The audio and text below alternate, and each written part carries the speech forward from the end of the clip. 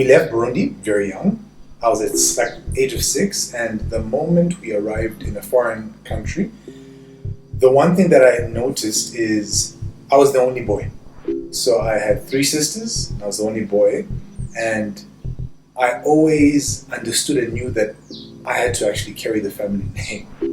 So I think that was the first expectation that I had, that indirectly, my dad used to encourage me and tell me the responsibilities that I would have to have as a man in the family, in the Maneges household. But at the same time, there used to be times where my dad used to always tell me that I should continuously fall behind the girls, because he was talking about the strength of women. And this is something that he preaches about from forever. And it actually got to a time where I used to tell him that I feel a bit that he's focusing more on women and focusing less on me. And I used to continuously oppose it and fight it.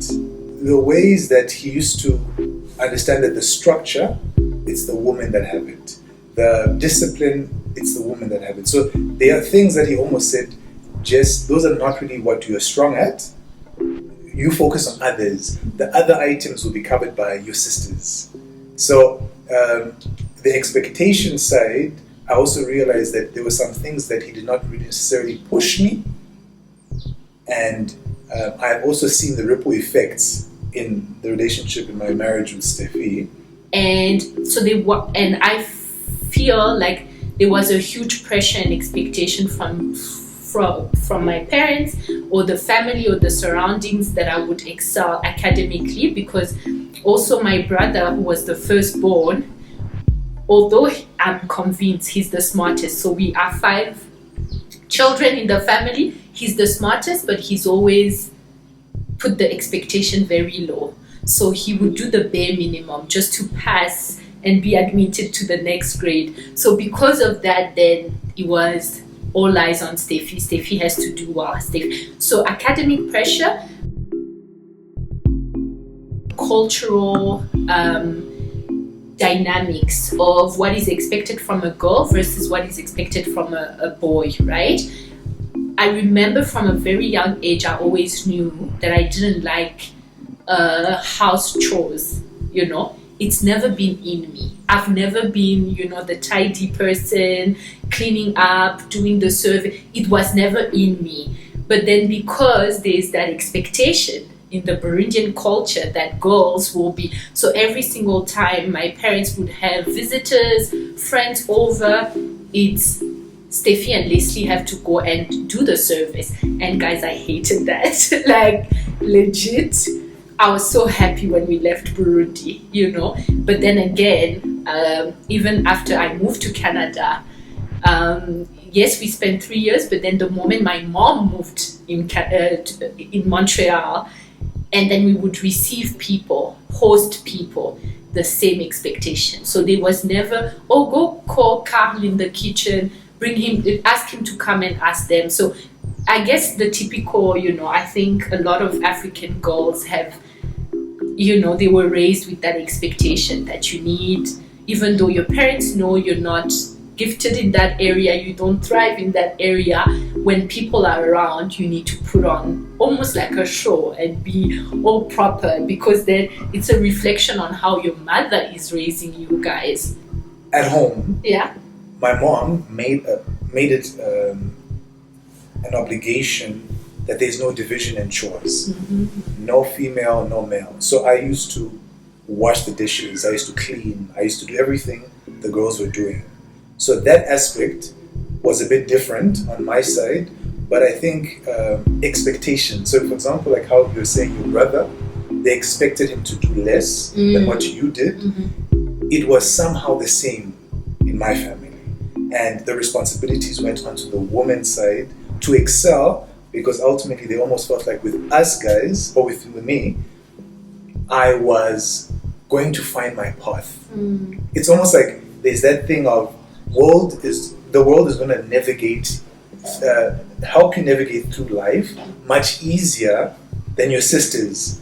So your sisters have to actually put in extra. Excel. Yeah. So that was actually, as you're saying that, I sit back and I'm like, whoa.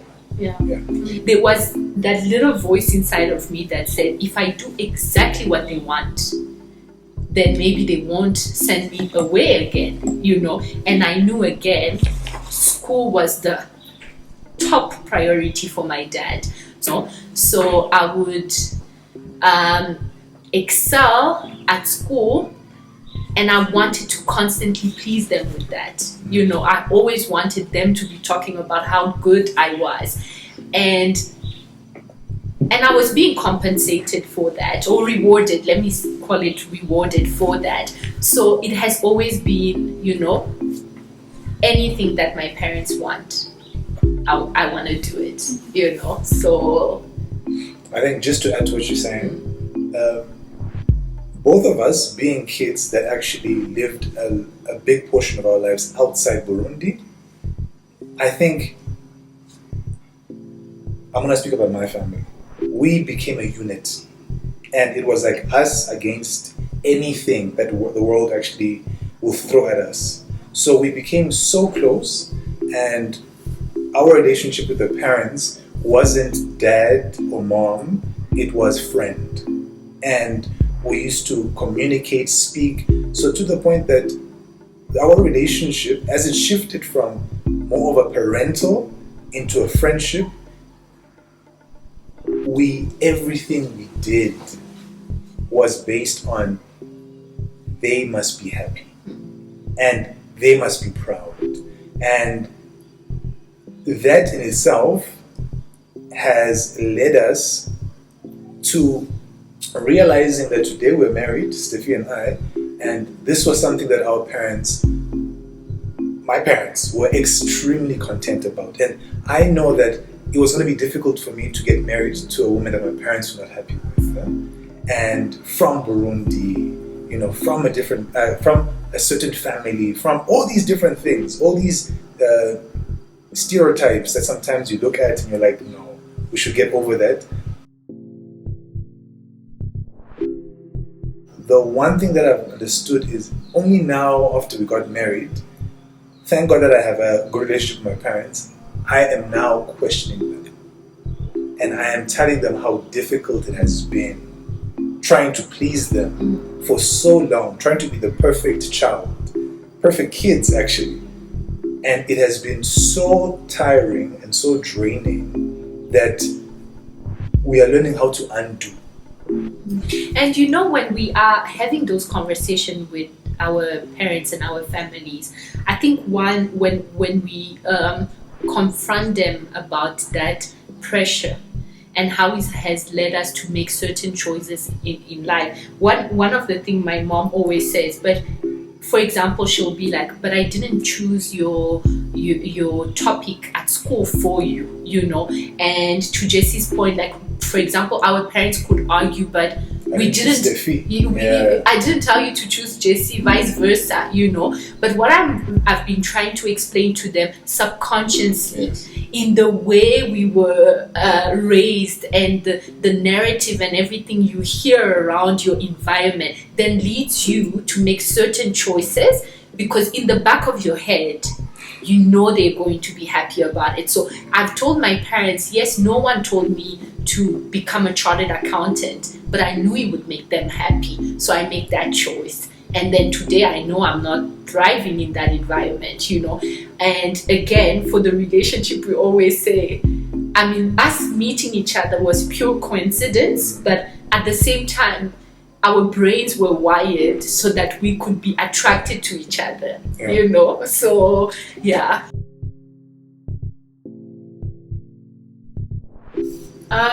Definitely these years that I've spent in South Africa, the last 5 years, because I was trying to make a life away from everyone, I think has helped do a lot of introspection and starting to question a lot of choices. But to be honest, the process of unlearning that is difficult. It is very difficult because I still get anxiety. I still get anxiety, I'm in a process of considering doing a career shift, and I'll get anxiety over what my parents are going to think about it. But I think being in SA has helped me, because it was moment of being alone, and there's that silence, and then you alone with your own thoughts. So this country has done that for me. So I think, to add to what you're saying, I feel the moment I started realizing that maybe the choices that I've made were not entirely my choices, was when we arrived in SA together. And the time before SA, when we were in that honeymoon stage, I was like, man, the parents understood. They knew. And this is why we are so happy together. And it's like we see eye to eye. We speak and you finish my sentence. And that was when love was still high. Our love times were high. Well, the moment we started struggling, the moment we arrived here, and I realized that we are not, it's not as smooth as we thought. That's when I took a pause and I actually asked myself, without the interference of my parents in the background, whispering things of saying, we're so proud of you, you guys look so stunning, all these things. I sat back and I asked myself, are you happy with this person in front of you? And most of the time, I used to tell her, I'm like, I'm not happy with us. And I don't even think we are meant for each other, And after that, I used to even speak to the parents and say, somehow this is your fault, man. Like, we are together because you guys planted the seed from the age of 6 or even younger. And now we are a product of what you guys wanted, and we are suffering and we're struggling. So that was when we realized, geez, man, from the love life to professional life to where life is going to take us. Because I think I also had a different turn when I went through my mental breakdown. Because that was something that almost my parents were saying, let's not necessarily say it out there. Let's keep it in-house. And it's not anything big. It's something very small. You just need rest.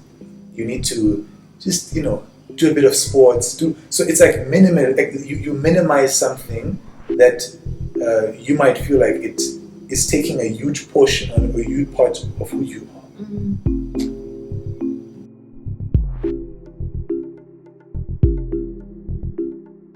So, as you were speaking, I just thought about something simple.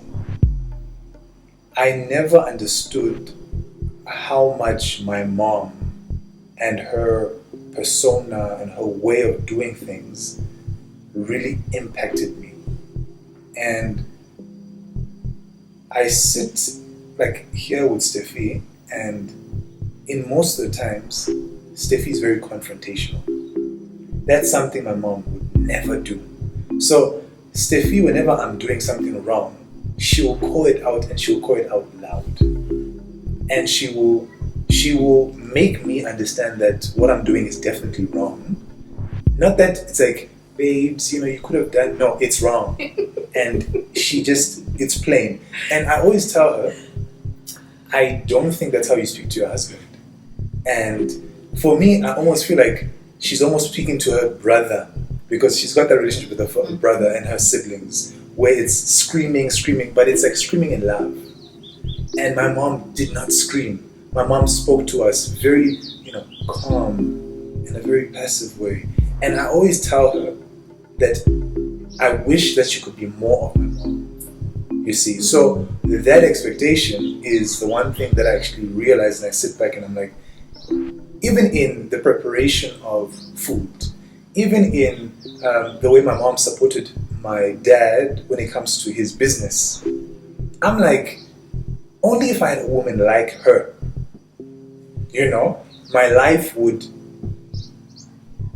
somehow prevail and become what I've always imagined it to become. But I've got a woman who is very strong in her way, and she is not willing to, of course, drop what she's worked so hard for, which is extremely understandable. And for me, that's when I sit back and I'm like, she's like, do your own, grow your own. And I'm like, no, that's not a marriage. I want you to do it with me. And she's like, no, that dependency tendency, I'm not in that with you. You need to be doing your own. And for me, that has just really shaken our relationship, but it has also grown us.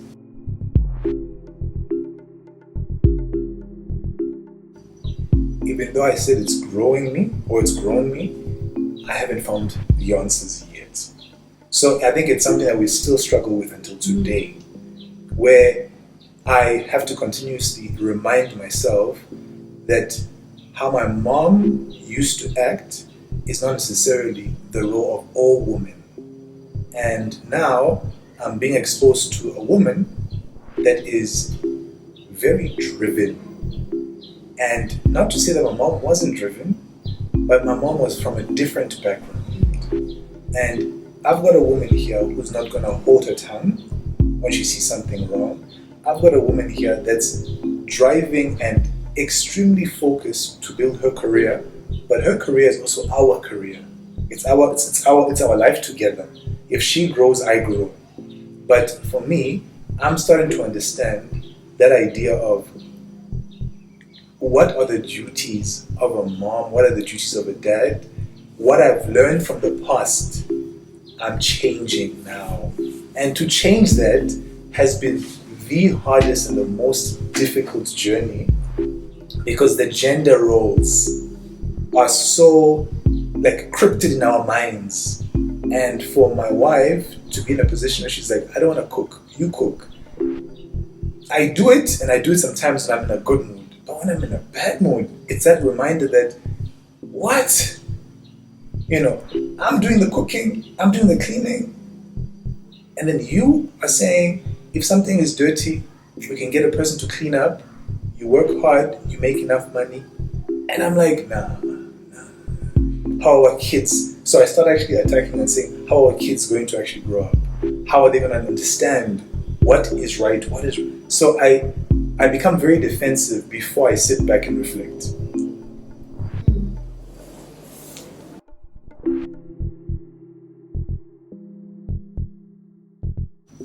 So one of the elements I had to adjust the most with is I come from, I think, yeah, we are very savage in my family. Like you said it, we fight a lot, we love a lot, you know.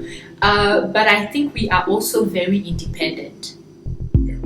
So, and we've been always treated in a way that you as an individual, you are accountable for your action, and you will reap what goes with your action and investment. So we might be 5 kids, but there's a huge emphasis in the way that we were raised that there's an individual effort and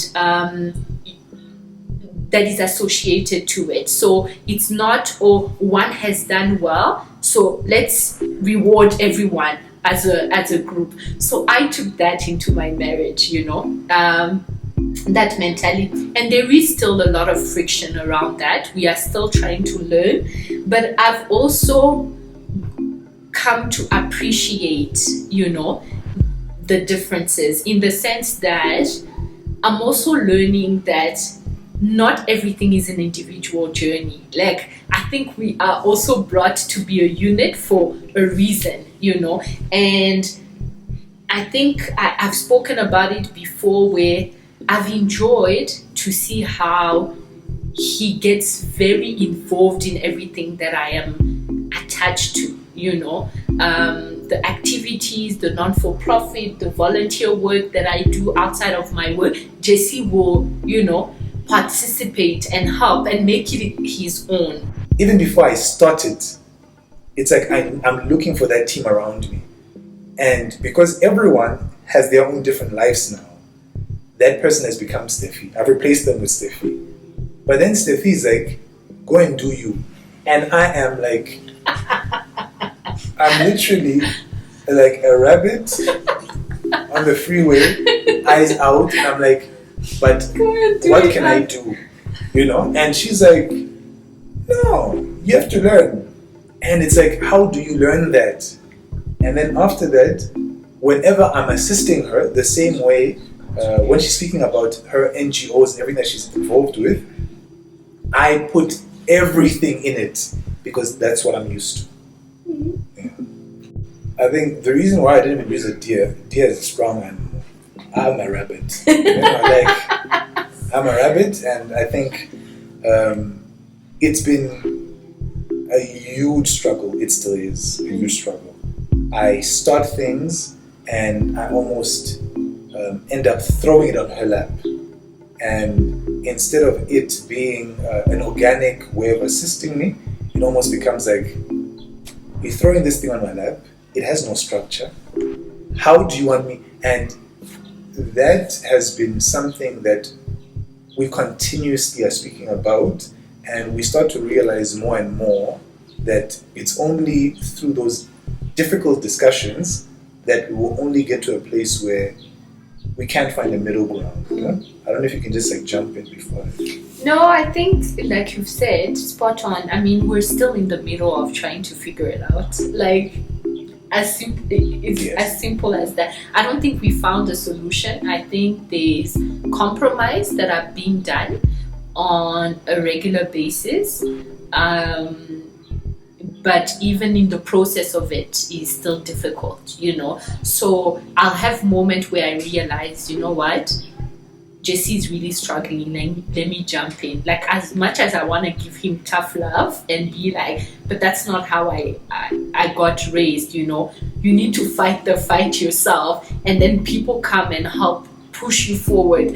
But you came up with the idea, so lead, But then at times I find that he's really struggling, so I'm not evil at the same time. Like, I'll be like, okay, let me give a nudge. I could give, I guess the most recent example is he's always saying that he struggles with the admin side of running a business. He's a creative. And I think in my ways of being hard-headed and being like, he'll figure things out. I can't do everything because he won't know the value of having worked hard for something. But then I got to a point where I said, really, genuinely, he's struggling.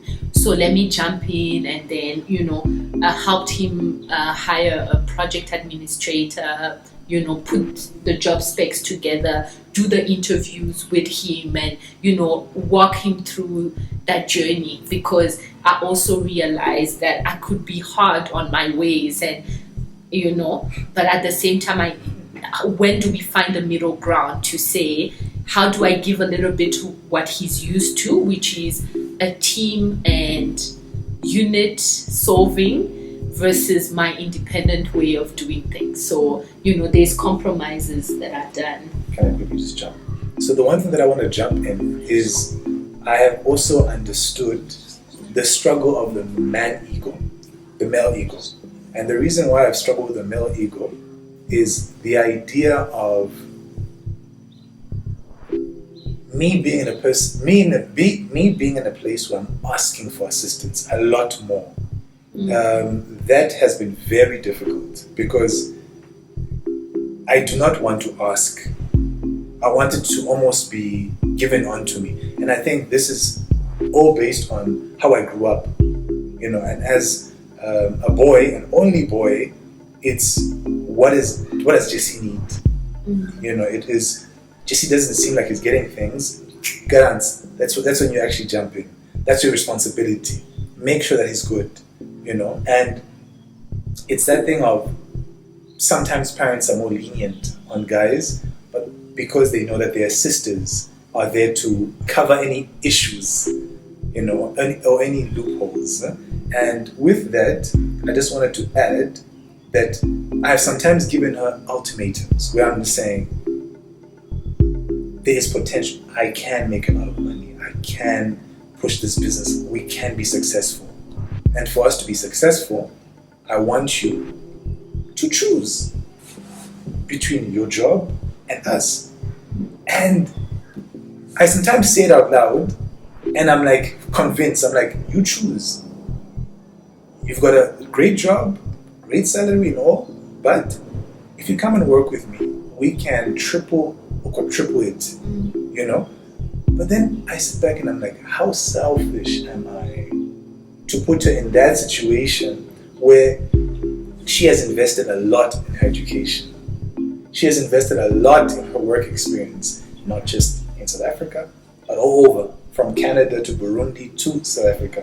And for me to just claim that and just say, because you're my wife, I want you to do what my mom did for my dad, which is leave everything behind and start that business with me, and we're gonna make money. I find myself saying it, sitting back and then reflecting. And I'm like, oh Lord, that did not come out right.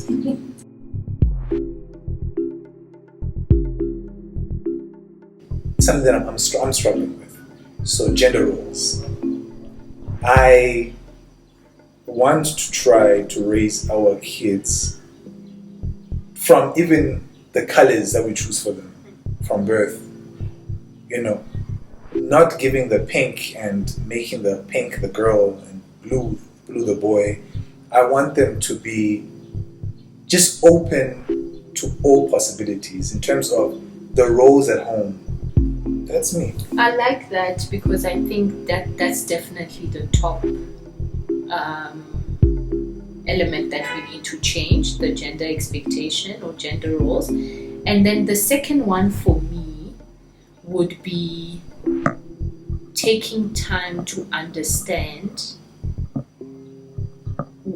each children's passion and what they're gifted in. Because I think the Africans have struggled for so many years. For example, education or the traditional, jobs have always been a way out, for our parents' generation. Survival almost. Exactly. Yeah. A way to, survive. And without them realizing it filtered through our generation. And it was like there's certain expectation of things that you should aim for because that will sustain your family and whatever. And I understand where it was coming from, but this is the one thing I want to change because kids are different.